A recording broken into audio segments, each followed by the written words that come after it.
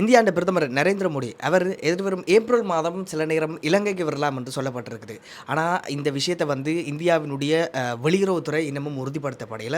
ஆனாலும் இந்தியாவின் முக்கிய ஊடகங்கள் சில நேரம் இவர் ஏப்ரல் மாதம் 5ஆம் தேதி இலங்கைக்கு வருகை தரலாம் அப்படின்னு சொல்லப்பட்டிருக்கிறது. ஏற்கனவே இந்திய பிரதமராக இருக்கக்கூடிய நரேந்திர மோடி இலங்கைக்கு 2015, 2017, 2019ஆம் ஆண்டுகளில் மொத்தமாக 3 தடவை இலங்கைக்கு வருகை தந்திருக்கிறார். அதுக்கு பிறகு 5-6 வருஷத்துக்கு பிறகு இந்த வருஷம் 2025ஆம் ஆண்டு ஏப்ரல் மாதம் வருகை தரலாம் அப்படின்னு சொல்லி இந்தியாவினுடைய முக்கிய ஊடகங்கள் இந்த செய்தியை வெளியிட்டிருக்குது. இந்த நேரத்தில் சில நேரம் இலங்கைக்கு இலங்கையினுடைய பொருளாதார பிரச்சனைகள் சம்பந்தமாகவும் இலங்கை இந்திய உறவுகள் சம்பந்தமாகவும் இந்த இடத்துல பேசலாம் அப்படின்னு சொல்லப்பட்டிருக்கிறது.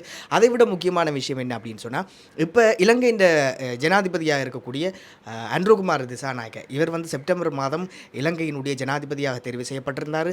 அதுக்கு பிறகு இவர் அன்ருகுமார் திசாநாயக்க மேற்கொண்ட முதலாவது வெளிநாட்டு பயணம் இந்தியாவுக்கு தான். இந்தியாவுக்கு பிரதமர் மோடியினுடைய அழைப்பின் பேரில் இவர் ஜனாதிபதியாக பதவியேற்றதன் பின்னர் முதலாவது வெளிநாட்டு பயணம் இந்தியாவுக்கு தான் போயிருந்தார்.